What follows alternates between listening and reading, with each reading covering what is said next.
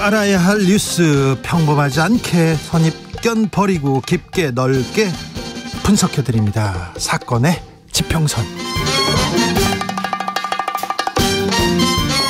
주진우 라이브에서 야심차게 새 코너 준비했습니다. 사건의 지평선. 지평선을 넓혀줄 두 분 모셨습니다. 이슈 팀장 김한 한결의 기자, 어서 오세요. 네, 안녕하세요. 법조 팀장 손정혜 변호사, 어서 오세요.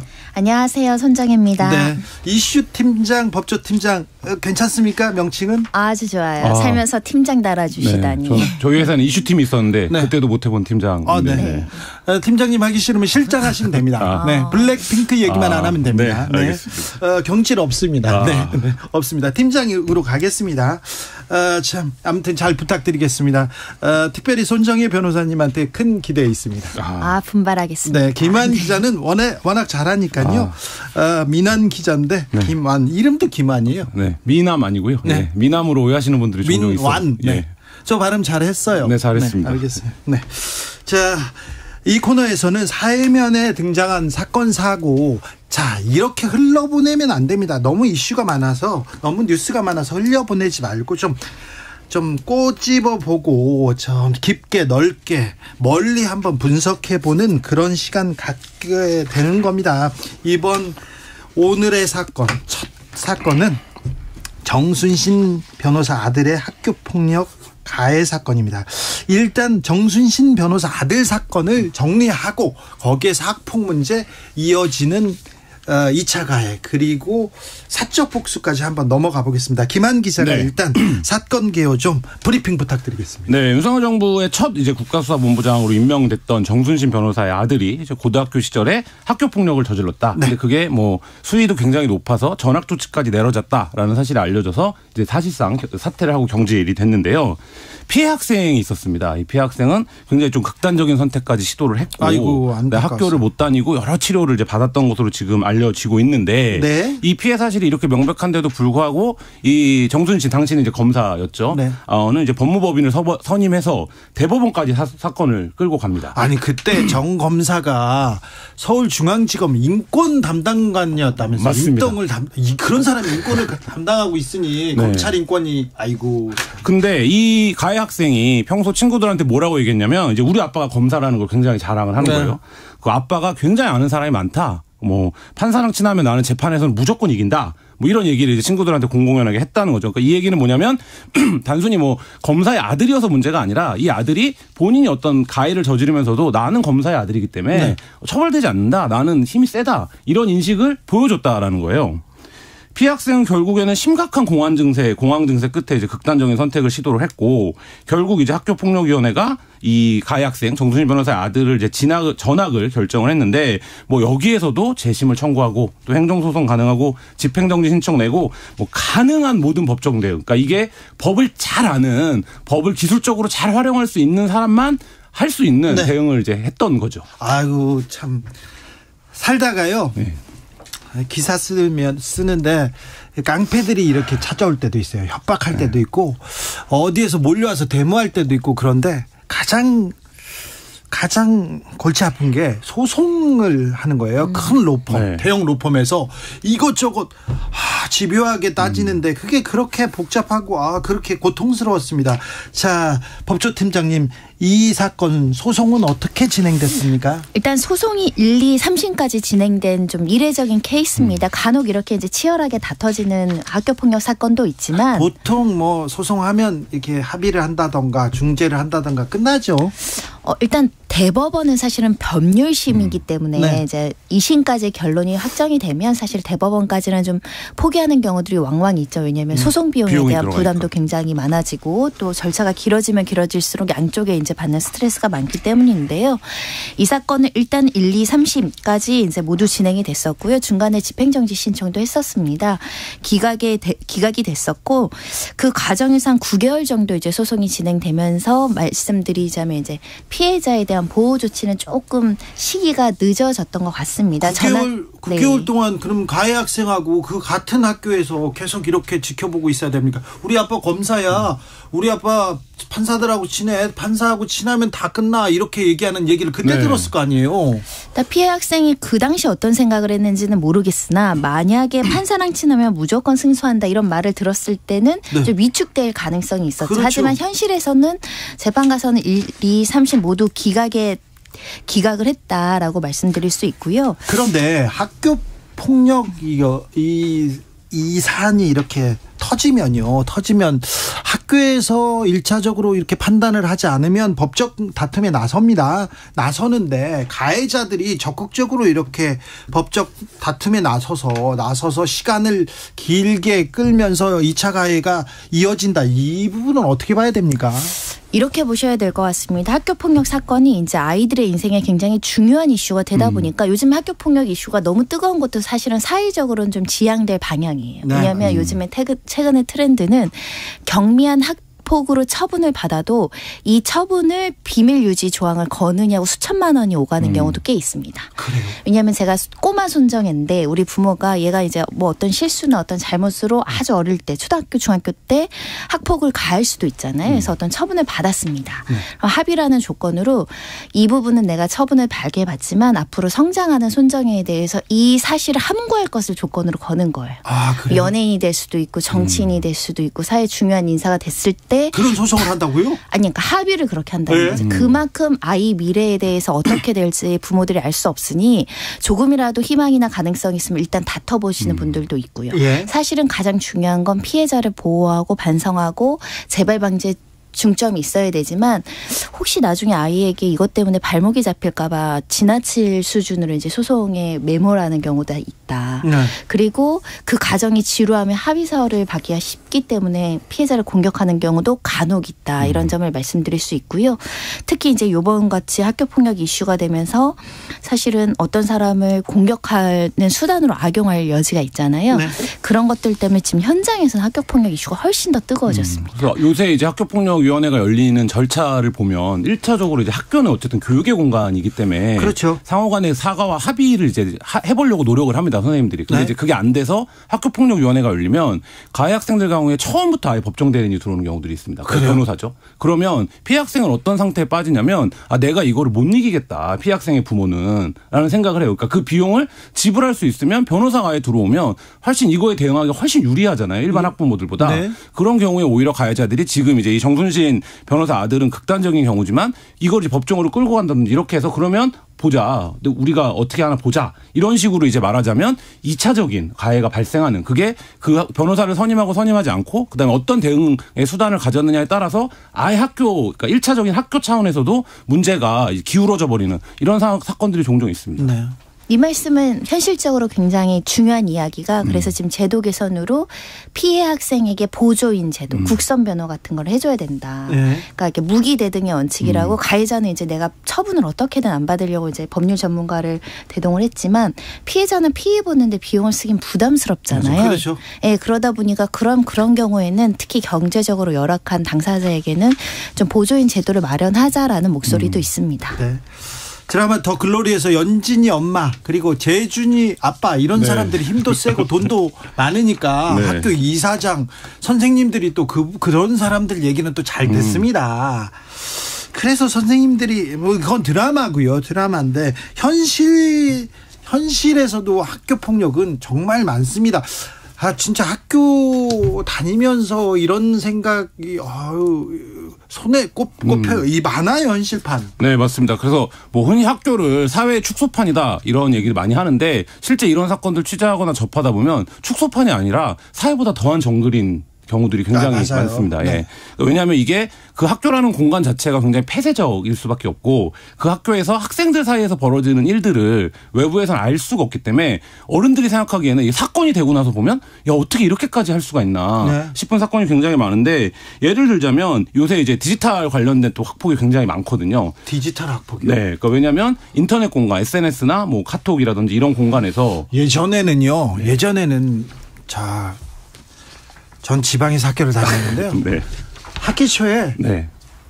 동네 형들이나 학교 선배들이 야 뒷산으로 나와 그래서 막 때리고 그랬어요. 그리고 너 집에 가서 선생님한테 말하면 안 돼, 부모님한테 말하면 안 돼, 막 이런 얘기가 많았었는데 네. 요즘은 전화기 휴대전화가 생겨가지고 그런 폭력은 없대요. 그런데 그래서 폭력이 많이 사라졌나? 동네 깡패들도 많이 사라졌거든요. 그런데 디지털 네. 더 교묘하게 괴롭힌다면서요. 맞습니다. 사이버 세계로 그 폭력이 침투한 양상인데요. 충북 지역에서는 실제로 한 여자아이를 이제 여학생을 성폭행하고 그 동영상을 찍었습니다. 동영상이요? 그러면 이제 어떻게 되겠습니까? 그 동영상을 통해서 2차적인 협박, 유포 이런 게 이제 가능해지는 거죠. 이거는 평생 벌벌 떨 일 아닙니까? 이거는 강력 범죄에 해당하는데 네. 문제는 외부에서 이것을 이제 피해자가 신고하지 않으면 뭐 카톡 감옥이라는 말도 있는데 사이버 범죄의 특징이 벗어날 수 없다는 겁니다. 신고를 해도 문제가 해결되지 않고 네. 내가 2차 가해가 더 퍼질 것 같으니 피해 사실 자체를 숨겨버리는 거죠. 그럼 얼마나 이렇게 불안에 떨까요? 그렇죠. 그리고 그게 내가 이제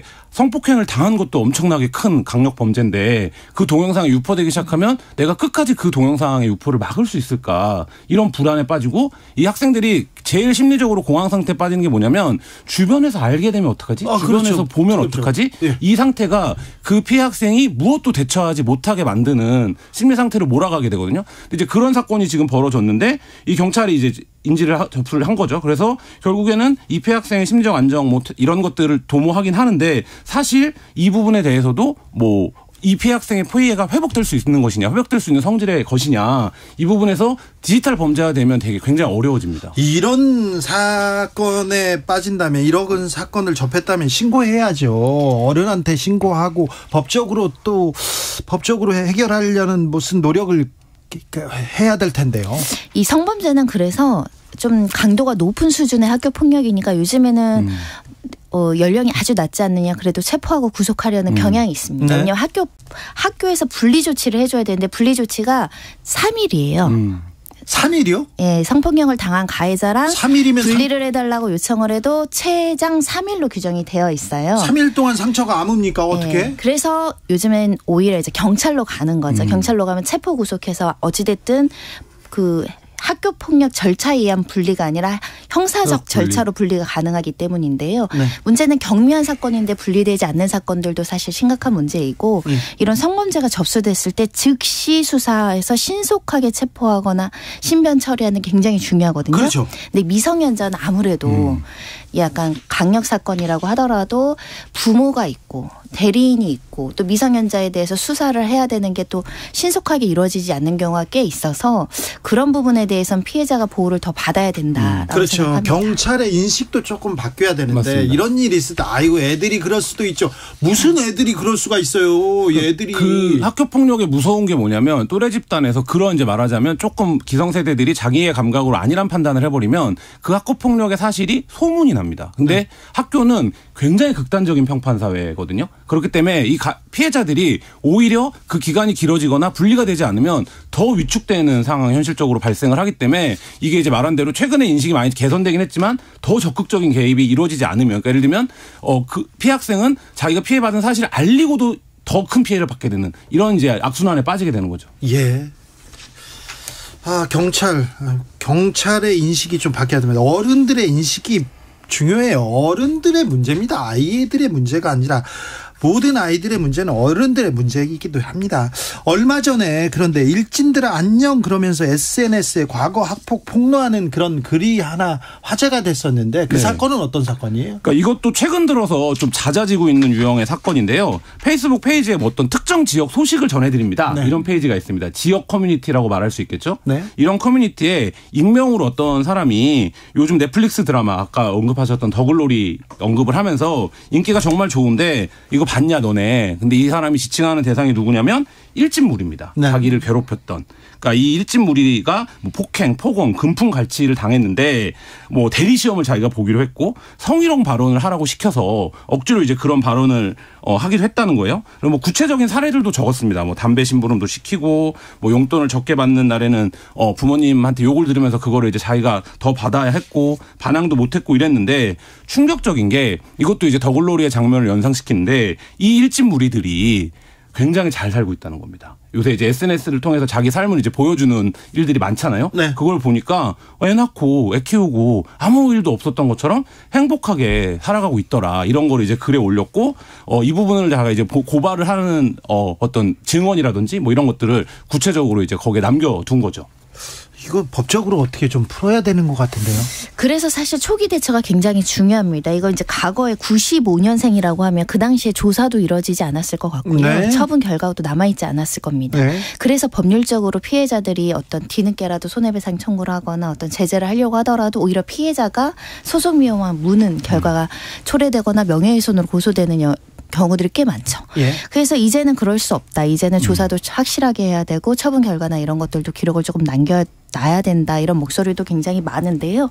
결국 과거에는 학교 폭력이 조금 무분별하게 학교 선생님들도 때리고 네. 많이 때렸어요. 그런 생활을 살다 보니까 선생님들한테 학교 폭력이라고 이야기하면 이렇게 좀 경미하게 처리한 과거들이 있었죠. 네. 그래서 지금은 폭력이 얼마나 중대하고 지대한지에 대한 교육과 또 학교 폭력 절차를 진행함으로 인해서 가해자들한테 반성의 기회를 철저하게 줘야 되는 거죠. 자, 초등학교 4학년 때 네. 선생님한테 이렇게 많이 맞으셨나요? 네.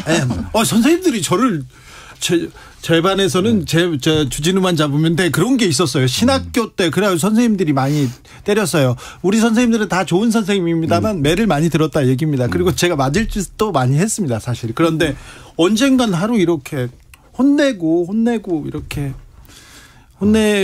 들어가 이렇게 하는데 너무 과하게 혼내시는 거예요. 그래가지고 제가 또 지금은 말할 수 있다. 네, 아니요. 그때도 몇 말했어요. 학년 때? 초등학교 4학년 때 그때도 말했어요. 그런데 제가 초등학교 때 4학년 때 그랬으면 진짜 범상치 않은 아이였던 건데. 초등학교 들어가기 네. 전부터 저는 네. 아버지한테 대들고 그랬어요. 네. 네. 근데 초등학교 때 들어가서 선생님한테 했는데 인사를 하고 선생님 잘못했습니다 하고 이렇게 하고 죄송합니다 하고 이렇게 가야 되는데 또 제가 반성을 잘 안 하고 삐딱하게 옆으로 이렇게 인사를 까딱하고 갔어요.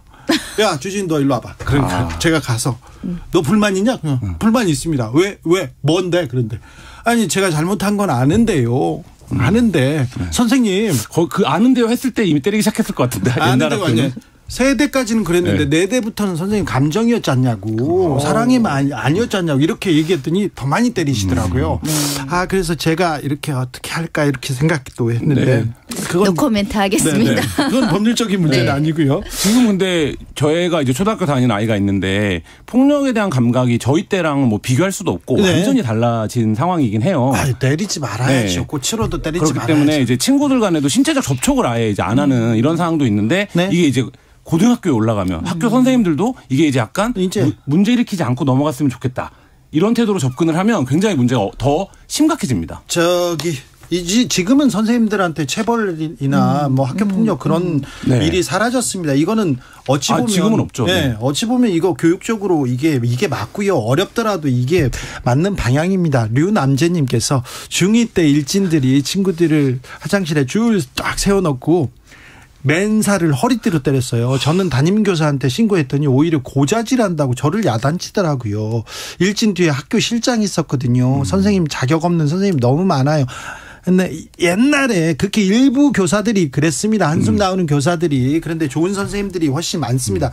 옛날에는 학교 후배들 군기를 잡아라 그런 얘기를 했는데 학생이 무슨 군기입니까? 선생님 말이 그 얘기를 했었어요. 그런데요. 제가 초등학교 때 네. 동네 고등학교 형이 저를 괴롭혔어요. 왜 초등학교 사진 좀 보고 싶네요. 네. 그때도 말은 안 들었어요. 고등학교 때 인생이 반항과 반항과 저항으로 여기까지 왔거든요. 초등학교 애를 와서 괴롭힐 정도면 고등학교 애 중에 얼마나 뭐라고 해야 되나. 고등학교 사회에서는 이렇게 무리들하고 놀지 못하는 그런 사람이었는데 초등학교 애들을 괴롭히고 그랬어요. 네. 그런데 제가 대들다가 또 많이 맞았어요. 네. 제가 근데 고등학교 2학년이 됐을 때 그 사람이 군대 갔다가 휴가 나왔더라고요. 제가 저녁에 찾아갔어요. 네. 어렸을 때 너가 나 괴롭혔지? 너 한 번만 더 걸리면 내가 가만두지 않겠다고 저녁에 찾아갔어요. 범상치 않은 삶이네요. 네. 아니요. 그럴 수 있잖아요. 네. 이제는 제가 컸으니까 힘이 있으니까 갔었어요. 그런데 그 사람이 저한테 사과를 하지 않았으면 큰 사고가 났을 거예요. 그게 개인 일인데 사적 복수 이거 법적으로 굉장히 위험한 일 아닙니까? 우리는 자력구제를 금지하고 있지만 현실에서는 더글로리도 사실은 사적 복수죠. 그래서 원래는 그 더글로리의 주인공이 하는 행동 자체도 범법행위에 포함되는 게 굉장히 많습니다. 네. 근데 현실에서도 이런 일이 있었는데요. 2017년 2월에 이제 A 씨가 이제 딸이 다니는 고등학교에 이제 취업 상당한 B 씨를 흉기로 수차례 찔러서 살해한 사건이 있었습니다. 아이고. 이 사건은 이제 이 피해자죠. 돌아가신 분이 이제 딸을 성추행했다. 그런데 그 문제가 제대로 해결되지 않고 법이 무색하다, 가만히 안 둔다 이런 휴대전화 문자 메시지를 보낸 다음에 흉기를 챙겨서 이 성추행을 했던 가해자로 보이는 그 피해자, 그러니까 여기에선 가해자지만 여기서도 피해자인 그 사람에 대해서 이제 살인 행위를 했고요. 징역 10년을 선고받은 사건도 있었습니다. 네. 그리고 2016년이었는데요. 부산의 한 의료재단 이사장이 병원 직원 아들이 이제 학교에서 왕따를 당했다는 얘기를 듣고 일단 병원 직원을 데려가고 폭력배들을 이제 동원을 해서 성인 남자 7명이 가해 학생들을 때리도록 지시를 한 거죠. 아이고. 정확하게 이제 공동상해, 공동폭행죄로 이제 기소돼서 이 부산의 의료재단 이사장 A 씨가 징역 2년을 선고받았고요. 법정 구속된 사건도 있었습니다. 사실 취재하다 보면 네. 현실에서 이런 경우 많이 만납니다. 피해를 받는데 피해자 주변 사람들이 나서서 더 큰 네. 사건을 만드는 경우 많았었어요. 뭐 엠번방 제가 옛날에 취재 몇 년 전에 할 때 그 피해자들이 이제 부모들이나 보호자들이 그런 얘기 많이 해요. 그때 이제 얼굴을 모를 때였는데 가해자들의 얼굴 보면 내가 정말 네. 어떻게 할지 모르겠다. 굉장히 격한 감정을 토하고 하거든요. 이해가 되기도 한데. 그러니까, 예, 듣고 있으면 이제 이해가 되는데 그렇게 하시면 안 되고 이게 이제 법과 제도에 의해서 어쨌든 처벌이 돼야 된다라고 말하는 순간이 굉장히 좀 나약해 보이고 무기력해 보일 때가 사실 있는 사건들이 꽤 있죠. 그러니까 근데 이제 그럼에도 불구하고 거의 모든 법치주의 국가에서 이런 사적 복수를 금지하고 있다. 이거는 사회의 합의에 의해서 이루어지는 어떤 제재가 아니기 때문에 뭐 그 부분은 각별히 좀 기억하실 필요가 있습니다. 근데 최근에 드라마에서도 그렇고 영화에서도 그렇고 사적 복수, 사적 복수에서 카타르시스를 네. 느끼고 오히려 잘한다, 히어로다 이렇게 얘기하는 사람들이 많은데 왜 그럴까요? 세 가지 이유가 있는데요. 세 첫 번째, 가지요? 우리나라가 양형이 좀 약합니다. 아시죠? 네. 징역형, 뭐 미국 가면 100년 살 거 우리나라에서 10년, 1년 1년 내리는 6개월 경우도 살기도 합니다. 있고요. 1년 6개월. 네, 그리고 일단 손해배상액이 작습니다. 범죄 피해자면 가해자가 재산적 능력이 있어서 재산을 손해배상 청구를 하더라도 그렇죠. 뭐 1억을 넘기가 쉽지가 않으니까 1억만 안 넘냐면 1,000만 원, 2,000만 원이 1,000만 원짜리도 뭐 많이 부지기수입니다. 네. 그러다 보니까 이게 이제 법으로 해결하는 것이 시원하지 않는다라는 느낌이고 네. 아까 집행정지 그 행정심판 사건에서 보셨지만 1, 2, 3심까지 끌고 가는 거예요. 그럼 절차가 너무 지연됨으로 인해서 거기서 스트레스를 받으니까 이런 사적 복수에 대한 어떤 동기부여가 된다라고 말씀드리지만 저는 절대 하지 말라고 하는 게 나를 망가뜨리면서 복수라는 거니까 결국 피해는 또 나에게 돌아옵니다. 권인숙님께서 법이 부족하고 제대로 집행되지 않으니까 사적 복수가 생기죠. 심경용님, 기득권들에게 더 이상 법이 방어막이 되지 않음을 좀 알려줘야 됩니다. 분명히 경고해야 되는데. 네. 우리 작년부터 대중문화 콘텐츠에서도 이 사적 복수 콘텐츠가 굉장히 인기를 끌고 있거든요. 그렇죠. 더글로리 대표적이고 지금 인기 끌고 있는 모험택시 같은 경우도 대표적인데 여기에 공통적으로 등장하는 카르텔 중에 검사가 있습니다. 네. 그래서 더글로리가 끝나고 이 얘기 많이 나왔잖아요. 연진이 남편이 검사였으면 네. 무죄를 받았을 거다라는 패러디가 나올 정도로 이 사적 복수에 검사가 많이 등장하는 이유 뭘까 생각해 보면 검사를 통해서 구현돼야 되는 어떤 사회 정의들이 안 이루어진다, 안 네. 지켜진다. 이거에 대한 어떤 현실의 반영이 좀 있는 거거든요. 근데 이제 그런 면에서 놓고 보면 지금 이게 왜 법을 넘어서는 어떤 해결, 그리고 법을 넘어서는 복수 이런 거를 사람들이 이런 콘텐츠에 열광하는 거 보면 지금 이제 우리 사회의 어떤 현실을 반영하고 있는 점도 있다 이런 생각도 듭니다. 그렇죠. 법을 믿지 못하고 검사 판사를 믿지 못하는 거는 사회적으로도 큰 손해인데 지금 그렇습니다. 이거 큰일 납니다. 네. 누구 당했다고 그럼 가봐. 애들 불러 이렇게 풀어 이런 얘기 있지 않습니까? 그거 안 되는 일인데. 아까 말씀하셨지만 변호사님이 양형 기준이 사적 복수를 하면 권고 형량이 7년에서 12년이에요. 그러니까 이게 형량이 굉장히 높은 중범죄입니다. 그러니까 그렇기 때문에 행여라도 그런 거를 하면 아까 말씀하셨지만 정확하게 본인이 파괴된다. 그 복수를 하는 본인도 이걸 뭐 꼭 기억해야 됩니다. 저 더글로리에서는 송혜교 대신에 네. 그 가해자들끼리 서로 이렇게 물고 물리면서 이렇게 아름답게 이렇게 마무리가 되는 경우도 있어요. 아름답게가 이게 권선징악이라는 말입니다. 그렇게 해결되지만 현실에서는 그렇게 안 되거든요. 근데 거기 드라마에서 중요한 부분이 형사가 얘기를 듣다가 늦었지만 18년 지나서 듣는다고 했나요? 마지막 장면. 말을 들어준다. 들어야죠. 이렇게. 사법 절차에서 뭐가 문제냐. 피해자의 목소리가 절차에 참여를 못하는 겁니다. 검사도 피해자를 직접 만나는 일이 별로 없거든요. 네. 수사관들이 만나거나 경찰에서 수사한 거 가지고 할 경우가 꽤 있고 재판부도 피해자가 법정에 나오지 않는 이상 피해자 목소리를 잘 못 듣죠. 그러니까 근데 가해자는 항상 나옵니다. 피고인은. 네. 출석이 의무화되어 있으니까 피해자 목소리를 좀 듣는 사회가 되면 피해자들이 사적 복수보다는 내 말을 사법 절차 시스템에서 좀 강조해서 하려는 분위기가 생기겠죠. 내가 법에 보호받고 있다. 국가로부터 존중받고 있다. 이런 게 좀 더 필요한 것 같은데 제도적으로 지금 학교 폭력 문제가 이렇게 수면 위로 올라왔으니 우리가 조금 제도를 만들고 이 사회가 좀 몇 발짝 앞으로 가야 됩니다. 언제까지 뭐 학교에서 왕따 그로 인한 피해 이 얘기를 언제까지 해야 됩니까? 제도적으로 좀 피해자의 목소리를 들을 수 있는 그런 걸 만들긴 해야 되겠네요. 그러니까 학교 내에 그 피해자를 적극적으로 선제적으로 찾아서 상담하거나 문제를 발굴하는 사람이 꼭 필요하고요. 학교 현장에. 그러니까 그게 문제가 골마진 다음에 인식이 되는 순간 이미 늦습니다. 뭐 그게 일단 1차적으로 그렇죠. 학교 현장에 굉장히 필요한 부분이고요. 그리고 피해자가 요청하면 예를 들면 지금도 이제 그런 구조인데 피해자와 가해자 얘기를 모두 들어봅니다. 그러면 학교 현장에서는 대부분 왜 어떻게 했는지 이해는 가더라라는 이제 말이 피해자에게 또 다른 상처가 되거든요. 그러니까 철저하게 행위로 판단한다라는 원칙 뭐 이런 것들이 빨리 도입이 되면 적어도 제도를 떠나서 문화적으로라도 지금보다는 훨씬 더 좀 피해자를 보호할 수 있는 방향으로 갈 수 있지 않을까 이런 생각이 듭니다. 제가 한 20년 전에 사회부 기자 처음 시작할 때요. 학교 폭력 문제가 나오고 왕따로 폭력으로 숨지는 사건들이 계속 있었어요. 이 신학기였어요. 새학기에 3, 4월에 그런 일이 많습니다. 그래서 제가 학교에다가 아니면 회사에다가 제가 6개월 동안 고등학교를 다니면서 학교 폭력 문제, 학교에 대한 얘기를 직접 쓰고 싶다 이런 얘기를 했어요. 이렇게 발제를 했습니다. 사실은 뭐 회사 다니기 싫어가지고 좀 꾀를 냈죠. 두사부일체라는 영화가 나오기 훨씬 전이었어요. 그래서 학교 이사장한테 가서 만나고 교장 선생님도 만났어요. 만나가지고 제가 6개월 다니는 동안은 그래도 이 학교에 학교 폭력은 없을 거다. 아무리 봐도 저도 학교 다닐 때 문제아였는데 제가 문제아가 보기에도 지금 문제아들은 이해할 수가 없다 그런 얘기를 했었는데 교장 선생님이나 다른 선생님들이 싫어하더라고요.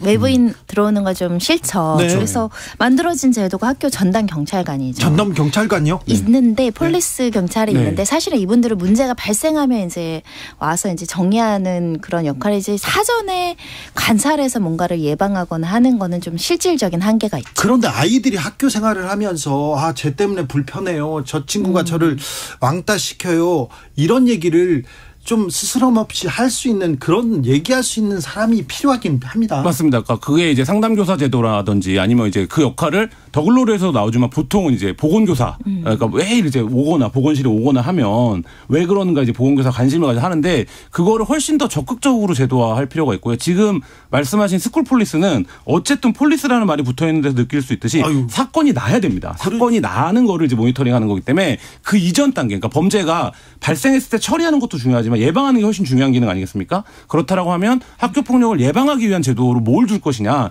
이거를 좀 학교 현장에서 적극적으로 고민할 필요가 있습니다. 문제가 불거지면 늦습니다. 그러니까요. 제가 뒤에서 같이 수업을 듣고 있으면 우리 반에는 폭력이 없을 텐데 이렇게 얘기하는데 그리고요. 부모님들이 아이들하고 얘기를 하는 게 중요한데요. 아이들이 사춘기 지나면 부모하고 얘기가 잘 안 됩니다. 어찌 방법을 우리 아이는 잘 다니고 있나 이걸 어떻게 이렇게 알아야 할까요? 그게 굉장히 어려운 문제인데 기본적으로는 성범죄도 그렇고 학교폭력도 그렇고 내가 이 얘기를 부모에게 어른에게 하는 게 나에게 구제의 신호라고 받아들여져야 되거든요. 가장 중요하거든요. 네. 근데 지금 이제 우리가 아이들을 키우는 문화나 풍토에서 많이 달라지긴 했습니다만 여전히 그렇게 얘기하면 이게 바로 즉각적인 구제가 아니라 뭐 너의 행실 아니면 너의 어떤 태도 뭐 이런 이제 거로 돌아올지 모른다라고 아이들이 생각하기 때문에 그런 측면들이 있는데 이제 문화 그러니까 말하자면 내가 누군가 어른에게 이 사실을 알리는 것 자체가 내가 바로 구제 죽게 될 수 있다라는 확신 이런 게 좀 필요합니다. 그러니까 그게 네. 꼭 부모가 아니더라도 아까 얘기한 학교 현장에도. 제가 그때 취재를 할 때 20년 전에 일진 여중생들을 취재했었어요. 그 친구들이 굉장히 비행 청소년이었거든요. 근데 야 그런 일이 있을 때 그러면 안 돼 그러면서 나한테 얘기해. 그랬더니 그 다음부터 선생님이 때려요. 그럼 맨날 전화를 하더라고요. 그럼 제가 선생님한테 전화해가지고 그 친구가 나쁜 친구는 아닌데 때리더라도 이렇게 바른 길로 이 얘기를 했더니 그 친구들은 잘 지내고 지금도 잘 지내고 있습니다. 들어줄 한 사람만 있으면 네. 마음을 열 수 있는 맞습니다. 한 사람만 기댈 때가 있으면 학교 폭력을 발견하기 굉장히 적절하다 말씀드릴 수 있는데요. 네. 학교 현실에서 보면요. 학교 폭력이 주로 학교 내에서만 학교 폭력이 일어나진 않습니다. 선생님이 못 볼 때 선생님이 한 명이 담당한 아이들도 많고 선생님이 화장실 갈 때 선생님이 부재할 때 일이 많아서 인력의 재배치도 한번 생각해 보시고요.